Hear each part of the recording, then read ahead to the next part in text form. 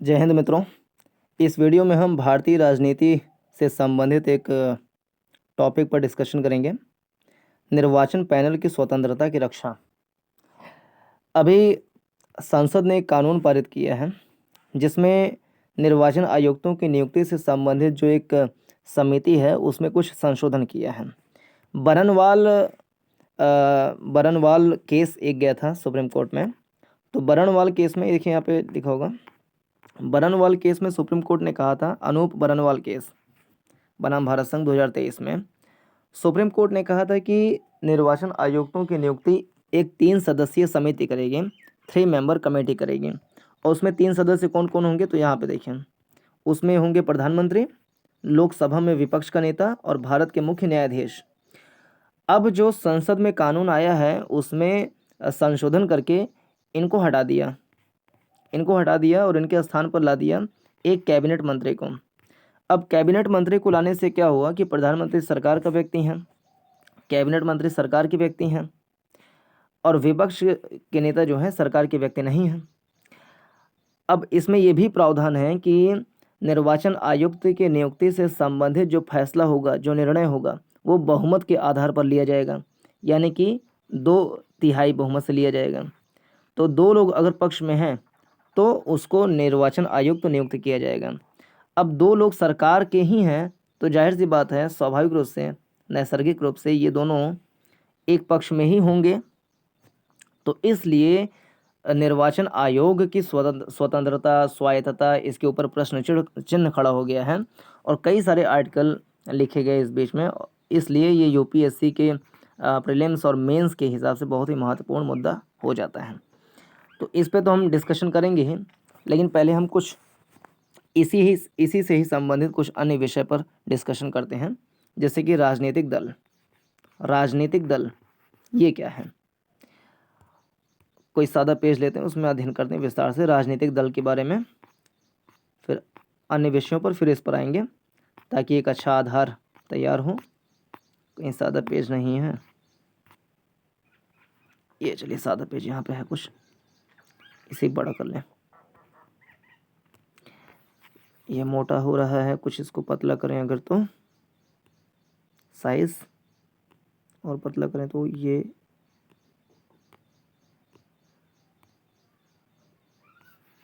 मोटा हो गया, इससे करें तो पतला हो गया, इससे करें तो ये ठीक है ये साइज। तो राजनीतिक दल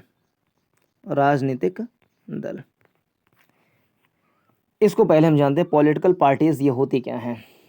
तो पहले अर्थ और इसका प्रकार को समझते हैं। तो राजनीतिक दल वे स्वैच्छिक संगठन अथवा लोगों के वे संगठित समूह होते हैं जो समान दृष्टिकोण रखते हैं तथा जो संविधान के प्रावधानों के अनुरूप राष्ट्र को आगे बढ़ाने के लिए राजनीतिक शक्ति प्राप्त करने की कोशिश करते हैं। फिर से, राजनीतिक दल वे स्वैच्छिक संगठन, तो एक शब्द मिला स्वैच्छिक संगठन। राजनीतिक दल वे स्वैच्छिक संगठन अथवा लोगों के वे संगठित समूह होते हैं जो समान दृष्टिकोण, इनका दृष्टिकोण कैसा होता है, समान दृष्टिकोण रखते हैं तथा जो संविधान के प्रावधानों के अनुरूप, तो संविधान के प्रावधानों के अनुरूप राष्ट्र को आगे बढ़ाने के लिए राजनीतिक शक्ति प्राप्त करने की कोशिश करते हैं। राजनीतिक शक्ति प्राप्त करने की कोशिश करते हैं। तो 4 बातें हो गई। अगर ये 4 तत्व तो मिल जाते हैं तो उनको कहा जाएगा कि राजनीतिक दल हैं, राजनीतिक पार्टी हैं। तो राजनीतिक दल एक स्वैच्छिक संगठन होता है जिनके सदस्यों में समान विचारधारा होती है, समान दृष्टिकोण होता है और वो संविधान के अधीन रहते हुए संविधान के अनुसार राष्ट्र की प्रगति करने की बात करते हैं और इसके लिए राजनीतिक शक्ति प्राप्त करने का प्रयत्न करते हैं। तो बिना देखे अगर देखें तो राजनीतिक दल क्या होते हैं, तो उसमें 4 बातें होनी चाहिए। राजनीतिक दल वे स्वैच्छिक संगठन होते हैं जिनके सदस्यों की एक समान विचारधारा होती है और जो संविधान के अधीन रहते हुए राष्ट्र के विकास की बातें करते हैं और इसके लिए राजनीतिक शक्ति प्राप्त करने की प्रयास करते हैं, उसे कहा जाता है राजनीतिक दल। ठीक है। आधुनिक लोकतांत्रिक राज्य में 4 प्रकार के राजनीतिक दल होते हैं। तो आधुनिक लोकतांत्रिक राज्य में 4 प्रकार के राजनीतिक दल होते हैं। पहला, प्रतिक्रियावादी राजनीतिक दल। प्रतिक्रियावादी राजनीतिक दल जो पुरानी सामाजिक, आर्थिक तथा राजनीतिक संस्थाओं से चिपके रहना चाहते हैं। ठीक है, इनको हम रूढ़िगत दल कह लें या कंजर्वेटिव पार्टी कह लें। तो प्रतिक्रियावादी राजनीतिक दल जो पुरानी सामाजिक, ये एम लक्ष्मीकांत में उल्टा लिख दिया है।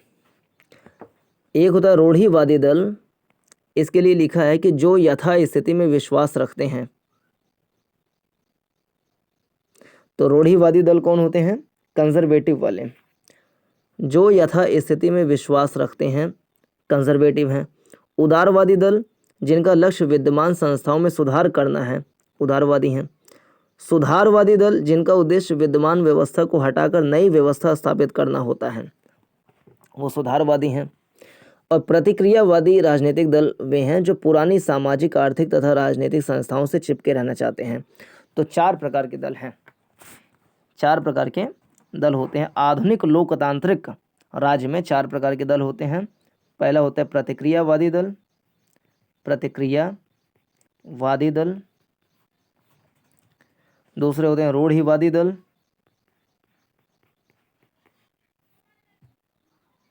तीसरे होते हैं उदारवादी दल और चौथे होते हैं सुधारवादी दल, सुधारवादी दल। तो आधुनिक लोकतांत्रिक राज्य में 4 प्रकार के राजनीतिक दल होते हैं। प्रतिक्रियावादी कौन से हैं, जो पुरानी सामाजिक, आर्थिक तथा राजनीतिक, 3 चीजें, जो पुरानी सामाजिक, आर्थिक तथा राजनीतिक संस्थाओं या स्थिति से चिपके रहना चाहते हैं। रूढ़िवादी दल कौन से हैं, जो यथा स्थिति में विश्वास रखते हैं। यानी कि प्रतिक्रियावादी और रूढ़िवादी ये एक ही जैसे तो हैं। और दूसरे हैं उदारवादी, सुधारवादी, ये एक जैसे हैं। उदारवादी कौन है, जिनका लक्ष्य विद्यमान संस्थाओं में सुधार करना है, यानी उस संस्था को समाप्त नहीं करना है बल्कि उस संस्था में सुधार कर देना है। और सुधारवादी वे हैं जो विद्यमान व्यवस्था को हटाकर नई व्यवस्था स्थापित करना चाहते हैं। तो मोटी मोटा हम 2 प्रकार से कह सकते हैं, 2 प्रकार के दल होते हैं, रूढ़िवादी दल और सुधारवादी दल। रूढ़िवादी को हम प्रतिक्रियावादी दल कह लें, सुधारवादी को हम उदारवादी दल कह लें। तो 2 हम वर्ग बना सकते हैं मोटी मोटा।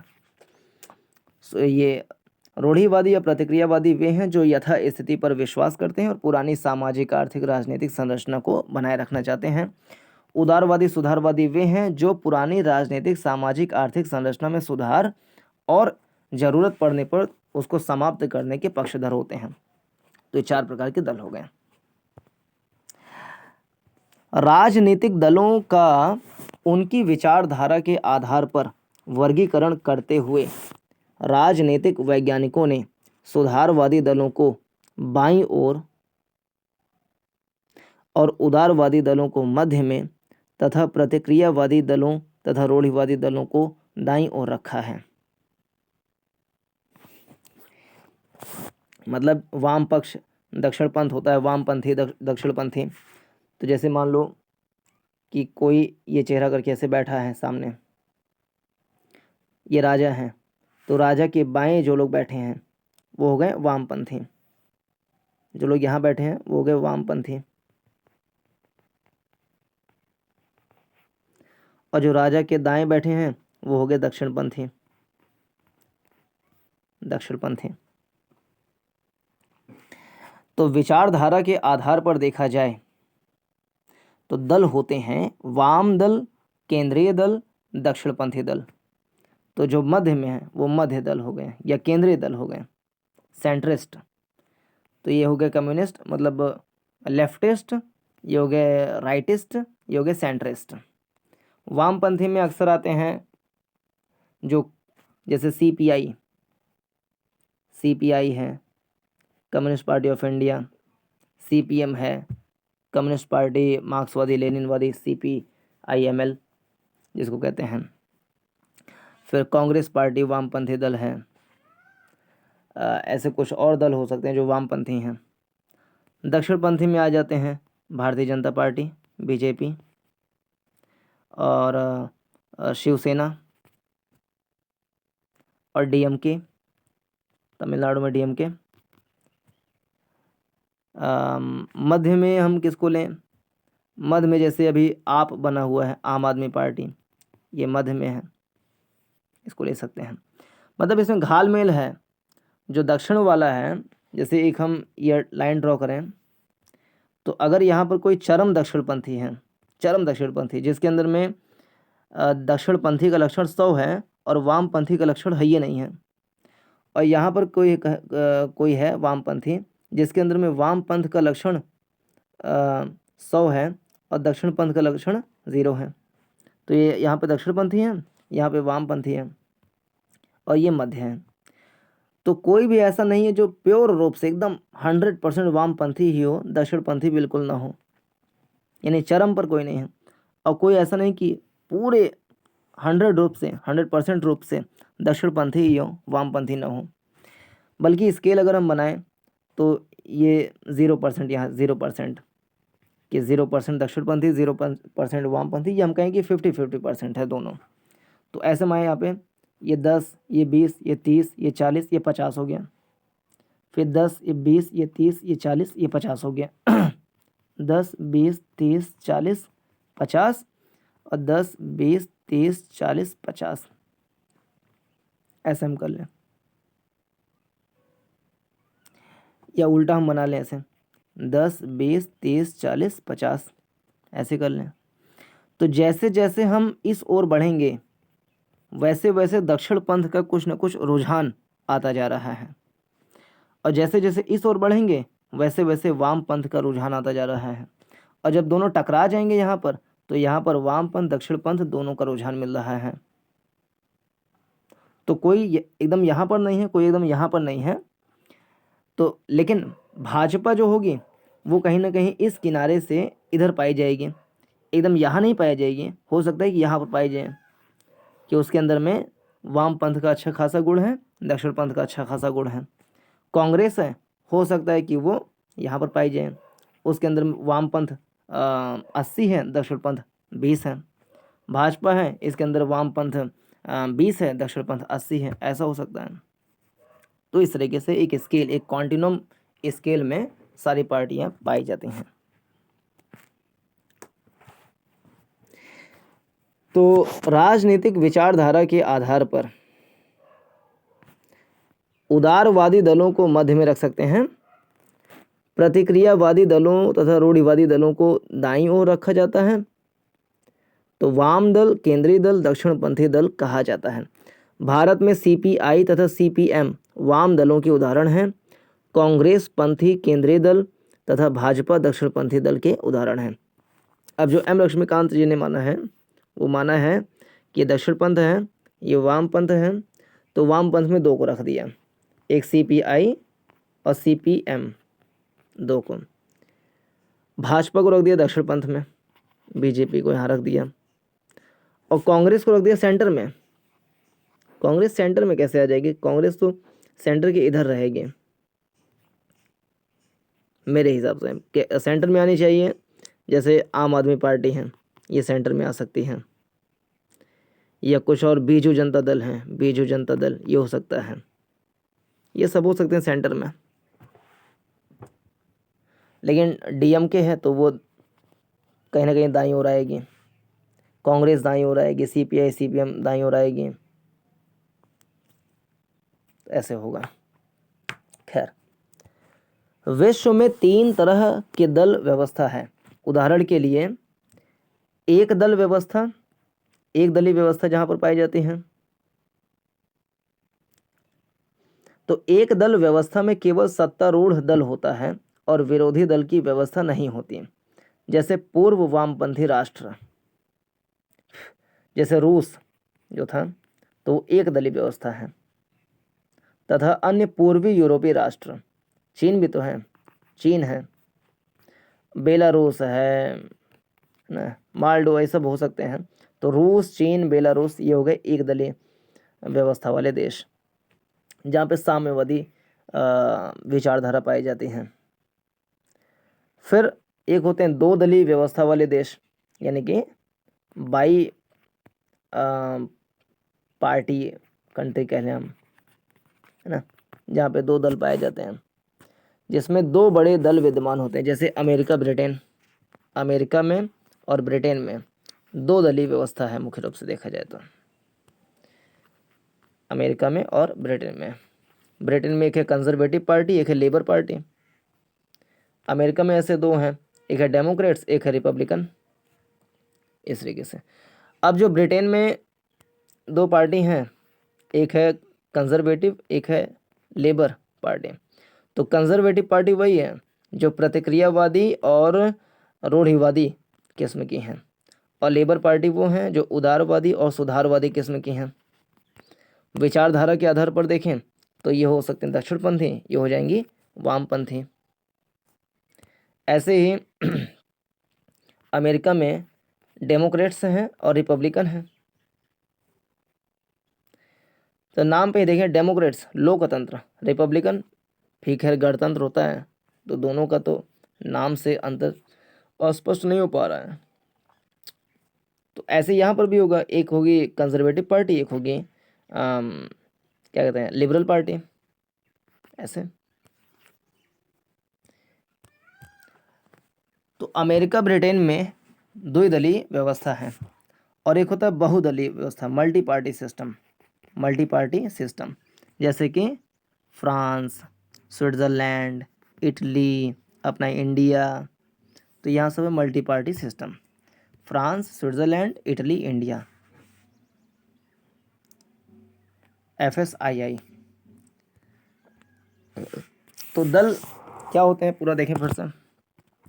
तो दल स्वैच्छिक संगठन होते हैं जिसमें एक समान विचारधारा के सदस्य होते हैं जो संविधान के अधीन रहते हुए राष्ट्र की विकास करते हैं और उसके लिए राजनीतिक शक्ति प्राप्त करने का प्रयत्न करते हैं। इनके प्रकार में देखें तो चार प्रकार के होते हैं: प्रतिक्रियावादी, रूढ़िवादी, उदारवादी, सुधारवादी। प्रतिक्रियावादी जो पुरानी सामाजिक, आर्थिक, राजनीतिक संरचना से जुड़े रहना चाहते हैं, उनमें परिवर्तन नहीं करना चाहते हैं। रूढ़िवादी यथास्थितिवादी होते हैं। उदारवादी जो पुरानी संरचना में सुधार करना चाहते हैं, और सुधारवादी जो पुरानी संरचना को ख़त्म कर देना चाहते हैं। तो ये दोनों हो गए दक्षिणपंथी, ये दोनों हो गए वामपंथी। अब वामपंथी जहाँ पर होगा, चरम वामपंथ जहाँ पर पाया जाएगा, साम्यवाद, तो वहाँ पर लोकतंत्र खत्म हो जाता है। इन्हें सुधार इतना तगड़ा करने लगे कि लोकतंत्र खत्म कर दिए सारा। जैसे पार्टी के हिसाब से देखें या विचारधारा के आधार पर तीन प्रकार के, वामपंथ और मध्यवर्ती विचारधारा जो सेंट्रिस्ट फिलॉसफी है, और दक्षिणपंथी विचारधारा। इसमें CPI और CPM, इसमें कांग्रेस कह रहा है आम आदमी पार्टी, इसमें हो जाएगा भाजपा, शिवसेना, DMK। फिर दलीय व्यवस्था के आधार पर तीन प्रकार के हैं। एक सिंगल पार्टी सिस्टम जहाँ पर है, जैसे कि जो कम्युनिस्ट कंट्री हैं वहाँ पर, फॉर एग्जांपल रूस, ईस्टर्न यूरोप के कंट्री बहुत सारे, और चाइना, यहाँ सब। फिर एक है डुअल पार्टी सिस्टम, तो इसमें है ब्रिटेन, यहाँ पे दो पार्टी हैं, लेबर पार्टी और कंजर्वेटिव पार्टी, और अमेरिका यहाँ पे है डेमोक्रेट्स पार्टी, रिपब्लिकन पार्टी। फिर एक होता है multi party system, multi party system, इसमें इंडिया है, स्विट्ज़रलैंड है, फ्रांस है, इटली है, ये सारी चीज़ें। अब देखते हैं कि भारत में दलीय व्यवस्था कैसे, भारत में दलीय व्यवस्था कैसी है। तो भारत में दलीय व्यवस्था के क्या क्या गुण हैं, क्या क्या गुणधर्म हैं, क्या क्या विशेषताएं हैं। तो भारत में बहुदलीय व्यवस्था है, पहली बात यह। तो भारत में दलीय व्यवस्था के गुण में दलीय व्यवस्था जो है वो बहुदलीय है, और एक लंबे समय तक भारत में एक दलीय व्यवस्था बनी रही थी, ये भी बात सही है। एक भारतीय दलीय व्यवस्था में समस्या ये है, या विशेषता हम कह लें ये है, कि स्पष्ट विचारधारा का अभाव दिखता है ना, कि कोई दक्षिणपंथी वामपंथी के साथ मिलकर के सरकार बना रही है, कोई वामपंथी दक्षिणपंथी के साथ मिलकर सरकार बना रही है, तो स्पष्ट विचारधारा का अभाव दिखता है। और भारत में व्यक्तित्व का महिमा मंडन, जो दलीय व्यवस्था है उसमें व्यक्तित्व का महिमा मंडन दिखता है, जैसे कि जवाहरलाल नेहरू का एक टाइम पर दिख रहा था, फिर इंदिरा गांधी का, फिर राजीव गांधी का दिखा।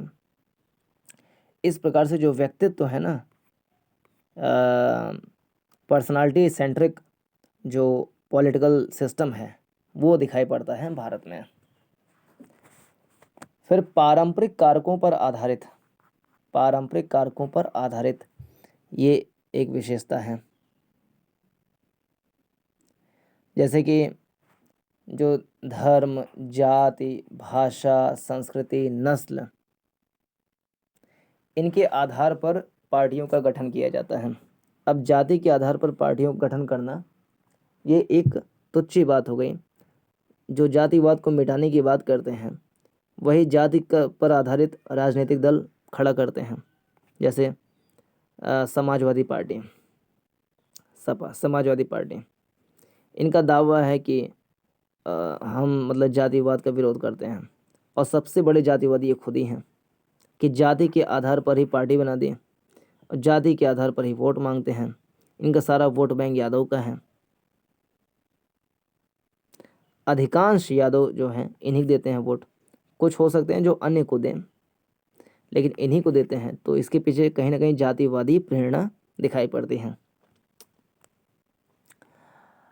तो पारंपरिक कारकों पर आधारित है, और क्षेत्रीय दलों का उद्भव, ये भारतीय दलीय व्यवस्था की विशेषता है कि क्षेत्रीय दल कई सारे उभरे हैं, जैसे कि समाजवादी पार्टी, बहुजन समाजवादी पार्टी, बीजू जनता दल, बीजू जनता दल, और JDU, JDU, Janata Dal United, JDU, DMK, Shiv Sena, ये सब क्या है। और जो झारखंड में है सोरेन की जो पार्टी है वो सब। तो ये स्थानीय क्षेत्रीय पार्टियां हैं, इनका भी बड़ा महत्व है। फिर दल बनाना तथा दल परिवर्तन। तो भारतीय दलीय व्यवस्था की एक विशेषता ये भी है कि दल बनाते हैं और दल परिवर्तन कर लेते हैं। इसी को रोकने के लिए भारत में बनाया गया था दल बदल कानून, दल बदल कानून।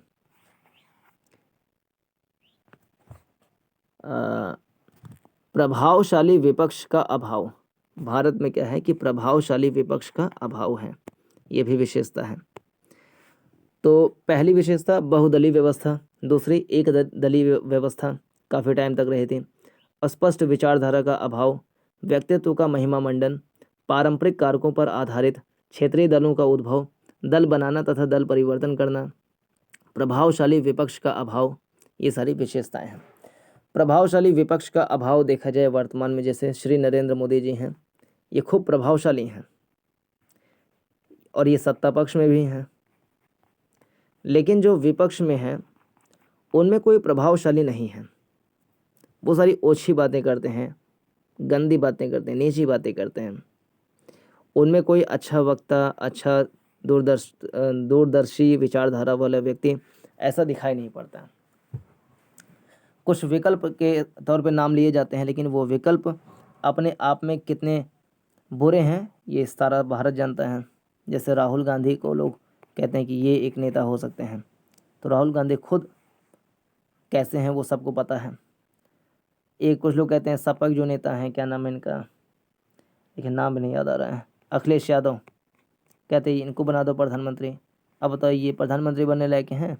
इनका चेहरा देखो, इनकी विचारधारा देखो, इनकी बातें देखो। तो ये सब अगर प्रधानमंत्री बन जाएंगे तो बेड़ा गर्क हो जाएगा।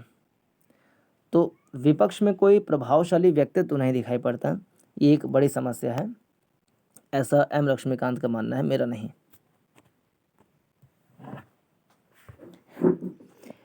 तो एक एक देखते हैं कि भारत में दलीय व्यवस्था की क्या विशेषताएं हैं। भारत में बहुदलीय व्यवस्था है।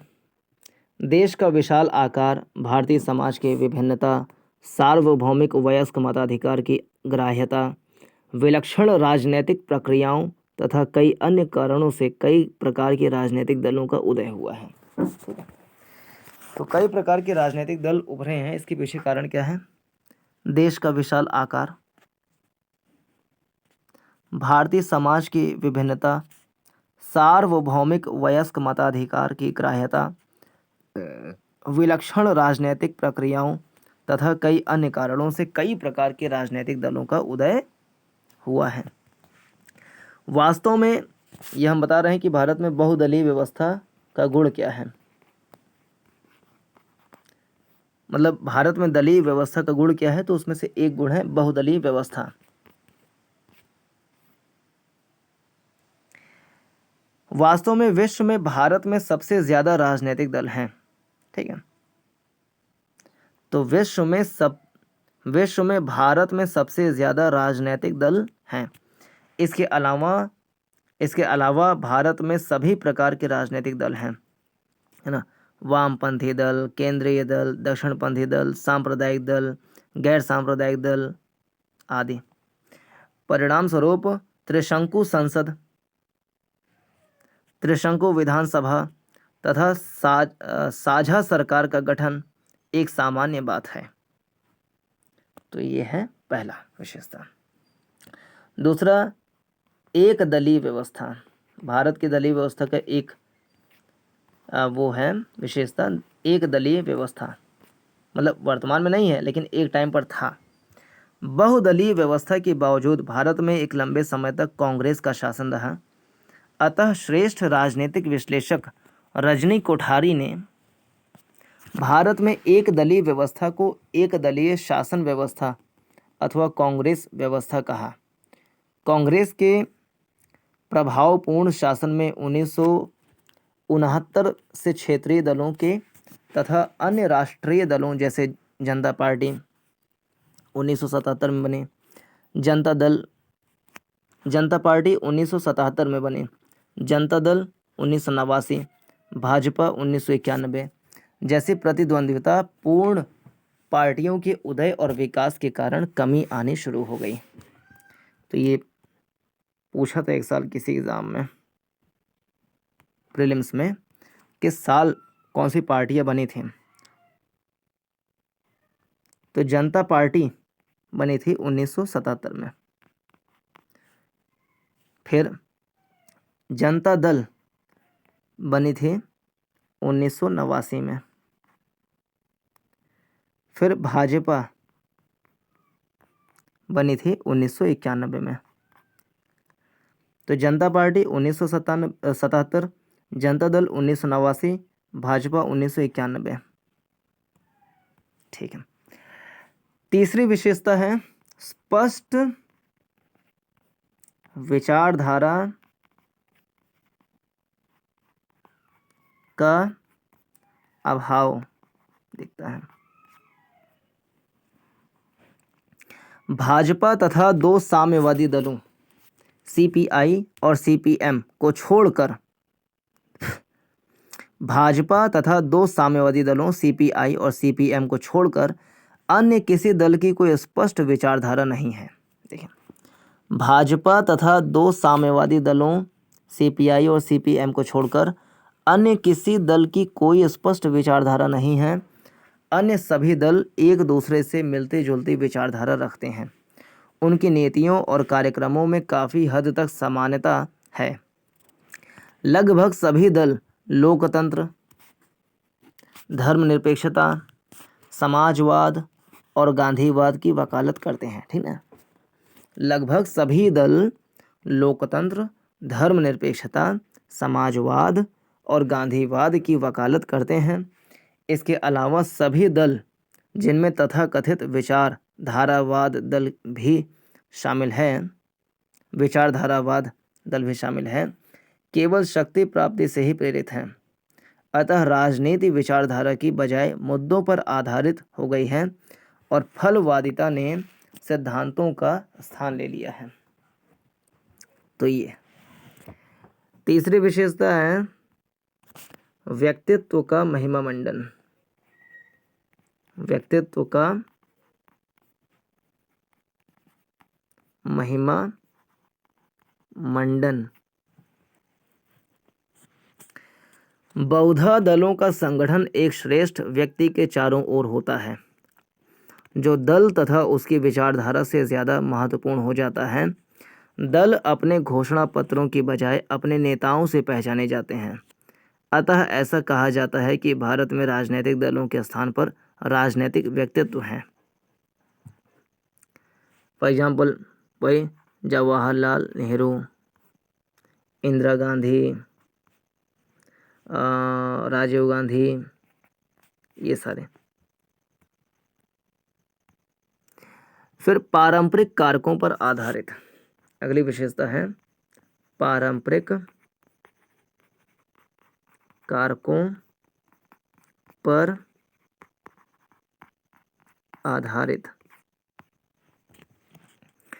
पश्चिमी देशों में राजनीतिक दल सामाजिक, आर्थिक और राजनीतिक कार्यक्रमों के आधार पर बनते हैं। दूसरी ओर भारत में अधिसंख्यक दलों का गठन धर्म, जाति, भाषा, संस्कृति तथा नस्ल आदि के नाम पर होता है। ये दल सामान्यतः सांप्रदायिक तथा क्षेत्रीय हितों को बढ़ावा देने के लिए कार्य करते हैं और इस कारण सार्वजनिक हितों की अनदेखी करते हैं। फिर अगली विशेषता है क्षेत्रीय दलों का उद्भव। क्षेत्रीय दलों का उद्भव। भारत की दलीय व्यवस्था का एक दूसरा प्रमुख लक्षण राज्य स्तरीय दलों का उदय और उनकी बढ़ती भूमिका है। कई प्रदेशों में वे सत्तारूढ़ दल हैं। प्रारंभ में वे क्षेत्रीय राजनीति तक ही सीमित थे, किंतु कुछ समय से केंद्र में साझा सरकारों के कारण राष्ट्रीय स्तर पर इनकी भूमिका महत्वपूर्ण हो गई है। फिर दल बनाना तथा दल परिवर्तन। भारत में दल बनाना, दल परिवर्तन, टूट, विलय, बिखराव, ध्रुवीकरण आदि राजनीतिक दलों की कार्यशैली के महत्वपूर्ण रूप हैं।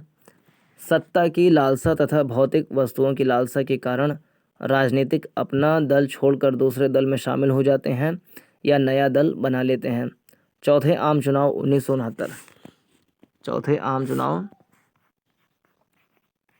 1969 के बाद दल परिवर्तन में काफ़ी तेजी आई। इस घटना ने केंद्र तथा राज्य दोनों में राजनीतिक अस्थिरता पैदा की तथा दलों में विघटन को बढ़ावा मिला। तो भारत में दल बनाना, दल परिवर्तन, टूट, विलय, बिखराव, ध्रुवीकरण आदि राजनीतिक दलों की कार्यशैली के महत्वपूर्ण रूप हैं। सत्ता की लालसा तथा भौतिक वस्तुओं की लालसा। सत्ता की लालसा तथा भौतिक वस्तुओं की लालसा के कारण राजनीतिज्ञ अपना दल छोड़कर दूसरे दल में शामिल हो जाते हैं या नया दल बना लेते हैं। चौथे आम चुनाव के बाद 1969 के बाद दल परिवर्तन में काफ़ी तेजी आई। इस घटना ने केंद्र तथा राज्य दोनों में राजनीतिक अस्थिरता पैदा की तथा दलों में विघटन को बढ़ावा मिला। फिर विशेषता है प्रभावशाली विपक्ष का अभाव। भारत में प्रचलित संसदीय लोकतंत्र की सफलता के लिए प्रभावशाली विपक्ष अत्यंत आवश्यक है। भारत में प्रचलित संसदीय लोकतंत्र की सफलता के लिए प्रभावशाली विपक्ष अत्यंत आवश्यक है। यह सत्तारूढ़ दल की निरंकुश शासन की प्रवृत्ति पर रोक लगाता है और वैकल्पिक सरकार देता है।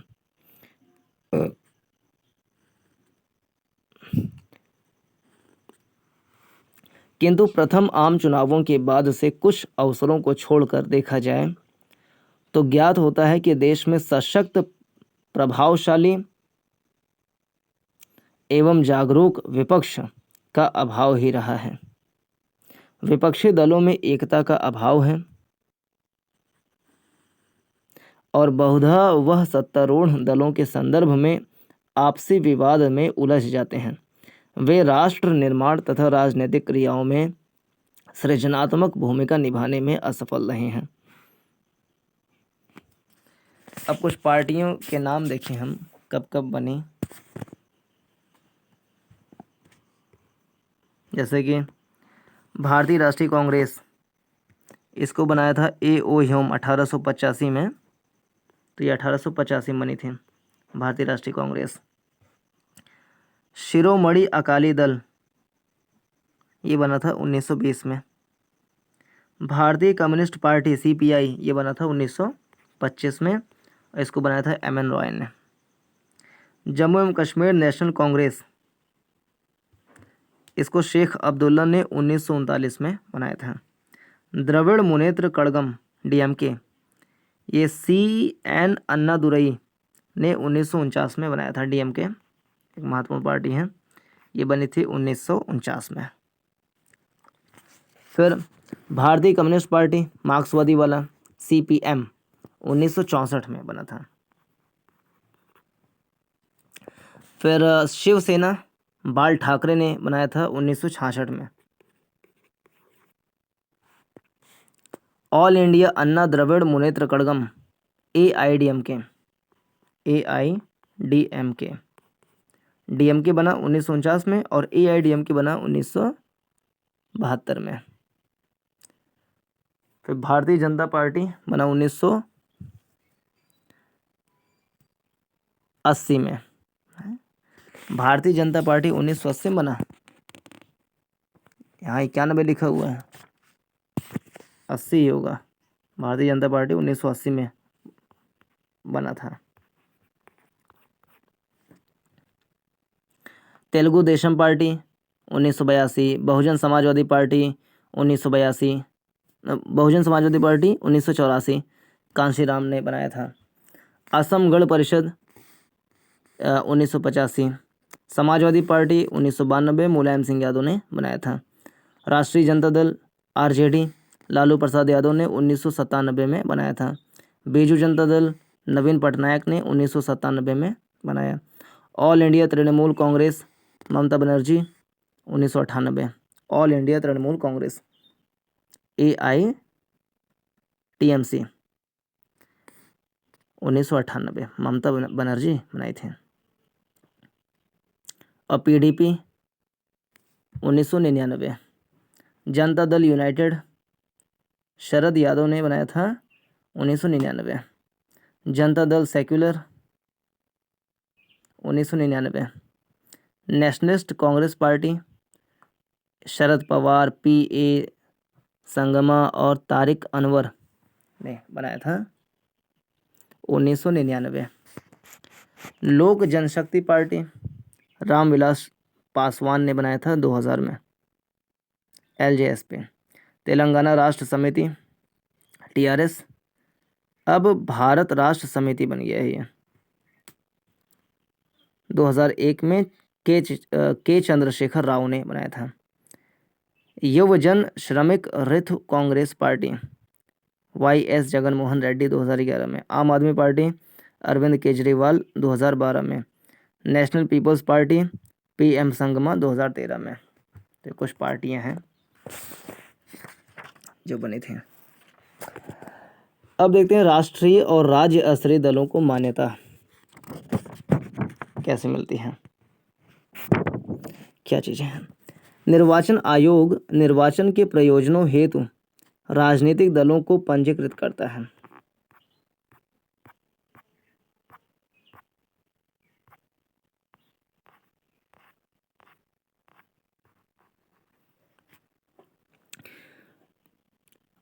निर्वाचन आयोग निर्वाचन के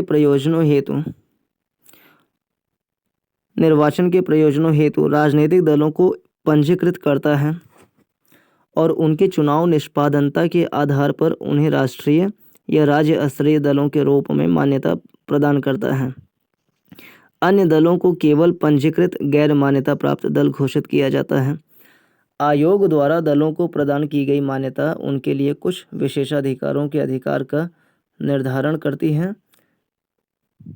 आयोग द्वारा दलों को प्रदान की गई मान्यता उनके लिए कुछ विशेषाधिकारों के अधिकार का निर्धारण करती है, जैसे चुनाव चिन्ह का आवंटन, राज्य नियंत्रित टेलीविज़न और रेडियो स्टेशनों पर राजनीतिक प्रसारण हेतु समय का उपबंध और निर्वाचन सूचियों को प्राप्त करने की सुविधा। प्रत्येक राष्ट्रीय दल को एक चुनाव चिन्ह प्रदान किया जाता है जो संपूर्ण देश में विशिष्टतः उसी के लिए आरक्षित होता है। इसी प्रकार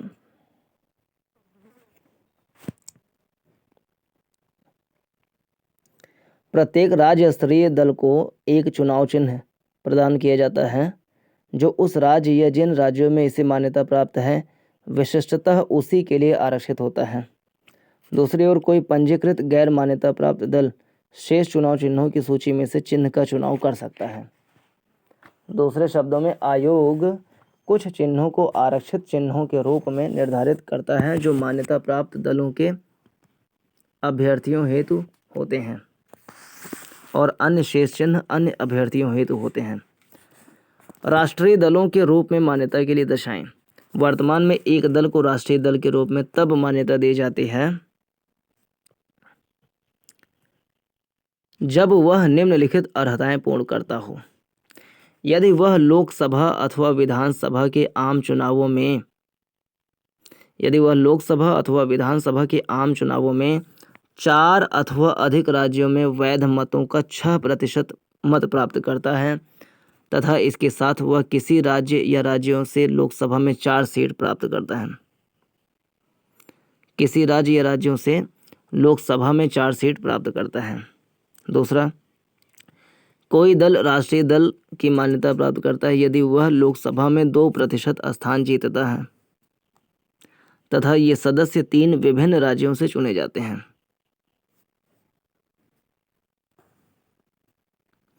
तीसरा, यदि कोई दल कम से कम 4 राज्यों में राज्य स्तरीय दल के रूप में मान्यता प्राप्त हो।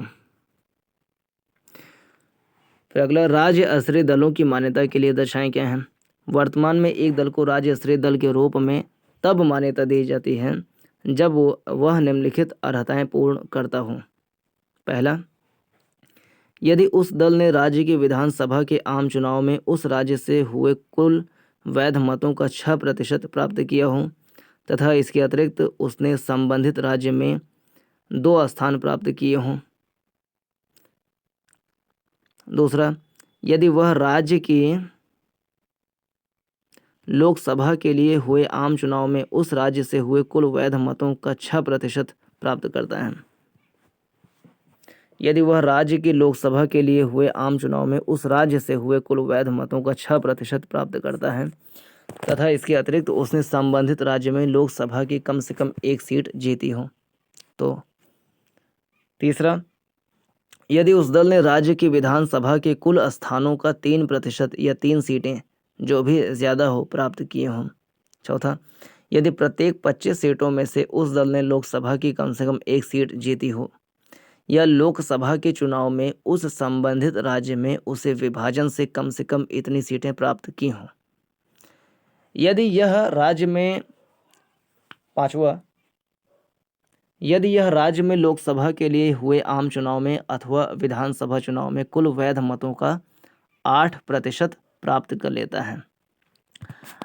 आम चुनावों में राजनीतिक दलों के प्रदर्शन के आधार पर मान्यता प्राप्त दलों की संख्या परिवर्तित होती रहती है। राष्ट्रीय दलों एवं राज्य स्तरीय दलों को क्रमशः अखिल भारतीय दल एवं क्षेत्रीय दलों के नाम से भी जाना जाता है। प्रथम लोकसभा आम चुनाव 1952 के समय देश में 14 राष्ट्रीय पार्टियां और 39 क्षेत्रीय पार्टियां थीं। 17वीं लोकसभा आम चुनाव में 2019 की पूर्व संध्या पर देश में 7 राष्ट्रीय पार्टियां और 52 क्षेत्रीय पार्टियां थीं।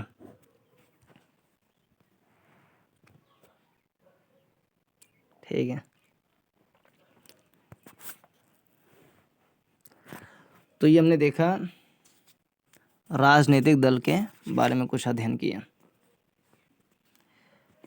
अब आते हैं निर्वाचन पैनल की स्वतंत्रता की रक्षा, इस टॉपिक पर।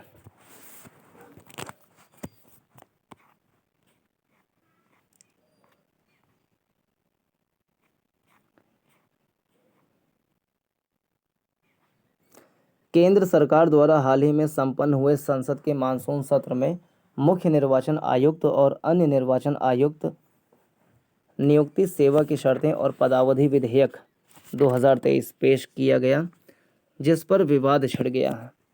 जारी चर्चा का एक बड़ा भाग इस तथ्य पर केंद्रित है कि यह विधेयक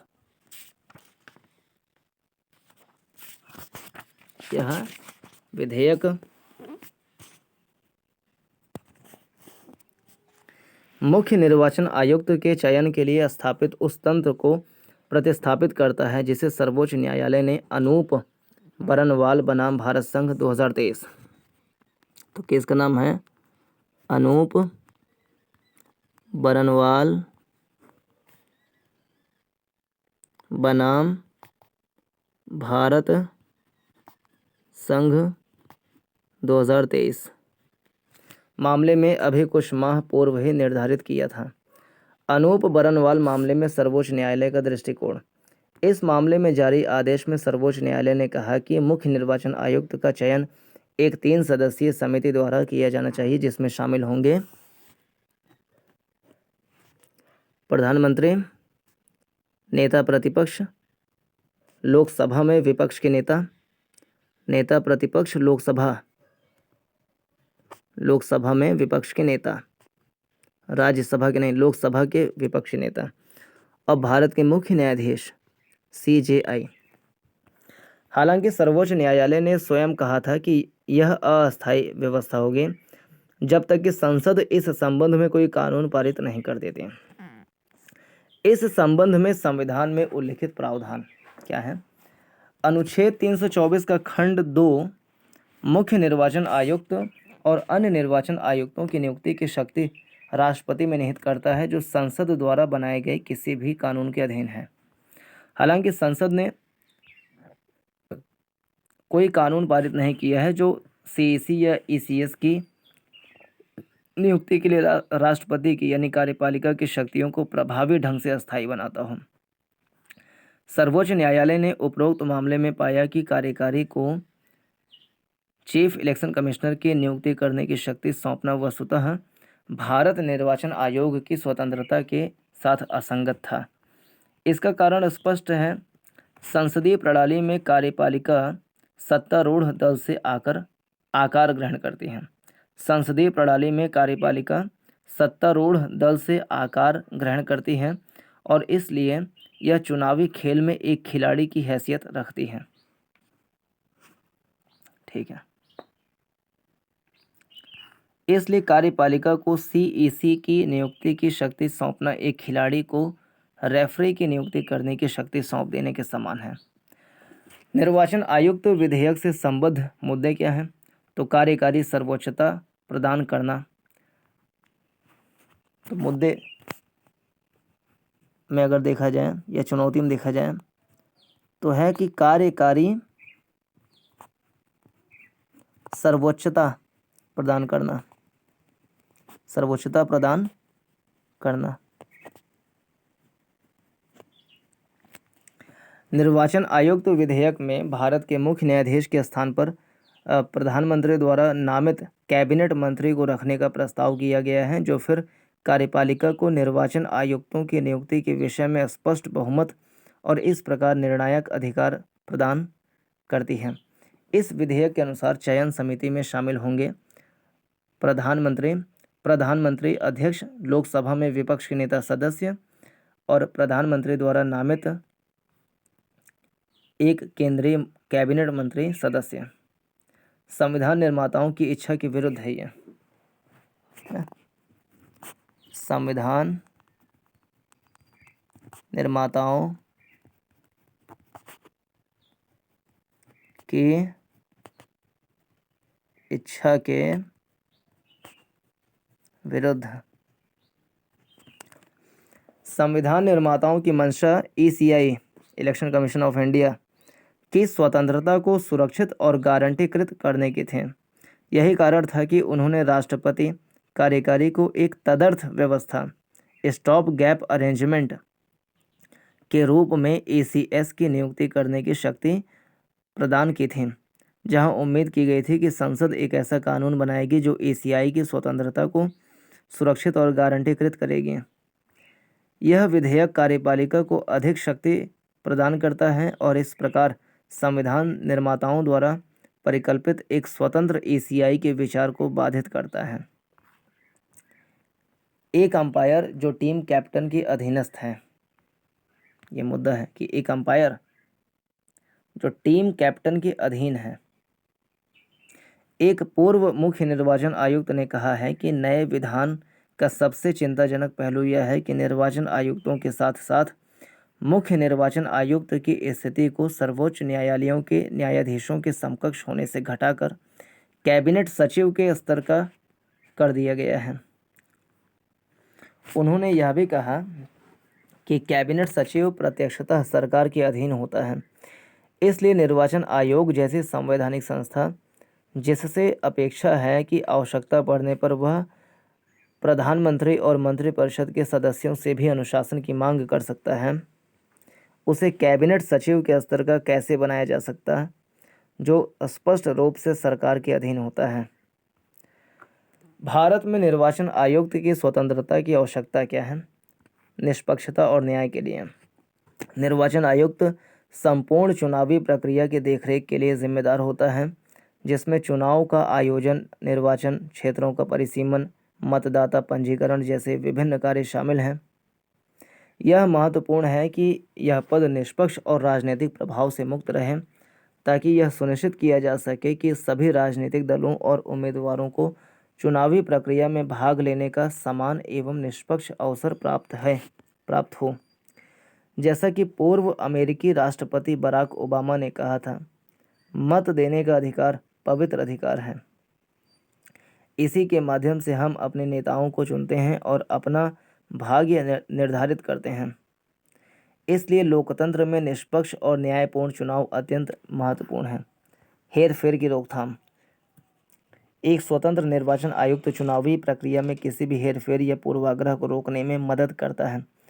यदि यह सत्तारूढ़ दल या किसी अन्य राजनीतिक इकाई से प्रभावित होगा तो इससे चुनावी कदाचार की स्थिति बन सकती है, जैसे मतदाता का दमन, चुनाव क्षेत्र की सीमा परिवर्तन, जेरीमैंडरिंग या चुनाव परिणामों के साथ छेड़छाड़। उदाहरण के लिए वर्ष 2018 में पाकिस्तान के निर्वाचन आयोग को धांधली और सैन्य प्रतिष्ठान के हस्तक्षेप को स्वीकार करने के आरोपों का सामना करना पड़ा, जिससे चुनाव परिणामों की वैधता पर संदेह उत्पन्न हुआ। लोगों का विश्वास। एक स्वतंत्र निर्वाचन आयुक्त चुनावी प्रक्रिया में जनता के विश्वास का निर्माण करने और इसे बनाए रखने में मदद करता है। जब लोग मानते हैं कि चुनाव निष्पक्ष और पारदर्शी तरीके से आयोजित किए जा रहे हैं तो उनकी भागीदारी की और परिणामों को स्वीकार करने की संभावना बढ़ जाती है, भले ही उनका पसंदीदा उम्मीदवार या दल ना जीते। उदाहरण के लिए वर्ष 2007 में केन्या में एक विवादित राष्ट्रपति चुनाव के बाद, जिसमें व्यापक धांधली और अनियमितता देखी गई थी, हिंसा भड़क गई, जिसमें 1000 से अधिक लोग मारे गए और 6 लाख से अधिक लोग विस्थापित हुए। विधि का शासन। निर्वाचन आयुक्त की स्वतंत्रता विधि के शासन के सिद्धांत को कायम रखती है। यह सुनिश्चित करती है कि चुनावी प्रक्रियाएं मनमाने निर्णयों या राजनीतिक दबाव के अधीन होने के बजाय स्थापित विधियों और विनियमों के अनुसार संपन्न की जा रही हैं। नियंत्रण और संतुलन।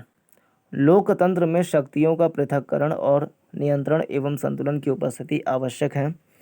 एक स्वतंत्र निर्वाचन आयुक्त सरकार की कार्यकारी और विधायी शाखाओं की शक्तियों पर एक नियंत्रण के रूप में कार्य करता है, जहां सुनिश्चित होता है कि राजनीतिक लाभ के लिए चुनावों में हेरफेर नहीं की जा रही है। दीर्घकालिक स्थिरता। एक स्वतंत्र निर्वाचन आयुक्त चुनावी प्रक्रिया की दीर्घकालिक स्थिरता सुनिश्चित करने में मदद कर सकता है। यदि यह पद बार बार परिवर्तन या राजनीतिक हस्तक्षेप के अधीन होगा तो यह चुनाव की विश्वसनीयता को कमज़ोर कर सकता है और अस्थिरता उत्पन्न कर सकता है। उदाहरण के लिए टी.एन. शेषन, जिन्होंने वर्ष 1990 से 1996 तक भारत के मुख्य निर्वाचन आयुक्त के रूप में कार्य किया था, को भारत में चुनाव सुधारों का आरंभ करने का व्यापक रूप से श्रेय दिया जाता है, जिसने भारतीय चुनावों का चेहरा बदल दिया। उन्होंने संविधान में निर्धारित शक्तियों के अनुरूप निर्वाचन आयोग की अधिकारिता स्थापित की और चुनावों के दौरान प्रचलित 150 कदाचारों की एक सूची पेश की, जैसे शराब का वितरण, मतदाताओं को रिश्वत देना, दीवार लिखाई से चुनाव प्रचार, चुनावी भाषणों में धर्म का उपयोग आदि। उन्होंने निर्वाचन संबंधी नियमों का उल्लंघन करने वाले राजनीतिक दलों एवं उम्मीदवारों को भी चुनौती दी और उनके विरुद्ध सख्त कार्रवाई की। एक स्वतंत्र और निडर निर्वाचन आयुक्त के रूप में उनकी विरासत ने कई अन्य लोगों को उनके पदचिह्न पर चलने तथा भारत में चुनावी प्रक्रिया की अखंडता एवं स्थिरता को बनाए रखने के लिए प्रेरित किया है। अंतर्राष्ट्रीय मानक।